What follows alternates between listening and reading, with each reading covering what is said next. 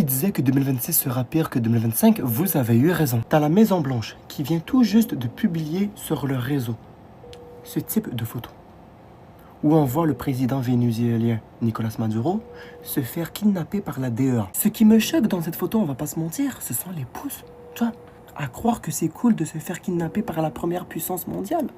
À croire que tu vis la belle vie, à croire que c'est le monde paradisiaque. Et regardez sous quel environnement il a été accueilli, le président vénézuélien, à l'aéroport de New York, entouré de dizaines d'agents fédéraux, autrement dit des espions. Et là, vous allez me dire que la DEA a obligé Maduro à dire aux journalistes bonne nuit et bonne année? Écoutez. Et ce qui est dingue, les amis, dans cette photo, c'est que tout cet escortage que vous voyez, c'est fait par la DEA, le Drug Enforcement Administration, autrement dit la police de la drogue. On soupçonne M. Maduro d'être le chef d'une bande organisée au Venezuela. Dans les faits, c'est pas ça la vraie raison de ce kidnapping. Les vraies raisons sont des intérêts pétroliers, qui veut dire des intérêts financiers. Et vous allez comprendre ceci face à ce que je vais vous montrer. Nous ne pouvons évidemment pas risquer que quelqu'un prenne le pouvoir au Venezuela et remette en cause tout ce que nous venons de réussir. En une nuit, nous n'allons pas le permettre. Nous sommes là maintenant et les gens vont comprendre ce que je veux dire. Nous sommes là maintenant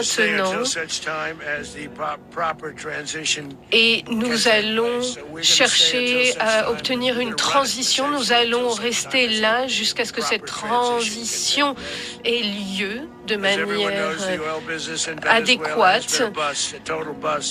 Évidemment, le Venezuela a passé une période très difficile pendant des années. Nous allons faire en sorte que nos entreprises pétrolières dépensent des millions de dollars, réparent les infrastructures pétrolières et commencent à faire de l'argent pour le pays. Et ayant en tête que le Venezuela, c'est la première puissance mondiale en termes d'industrie pétrolière, dites-vous que cette soi-disant colonisation du territoire vénézuélien de la part de M. Donald Trump a enragé le prince saoudien Ben Salman. L'Arabie saoudite réduira sa production de pétrole de 90%.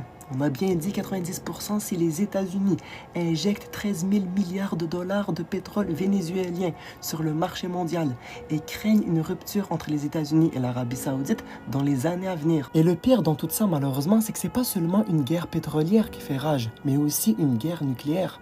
Ce qu'il a énoncé aujourd'hui Kim Jong-un, le président de la Corée du Nord, est quand même inquiétant. C'est l'inconscience américaine envers les autres pays qui nous a poussés à chercher à posséder des armes nucléaires. Et nous conseillons à l'Iran d'acquérir rapidement ces armes.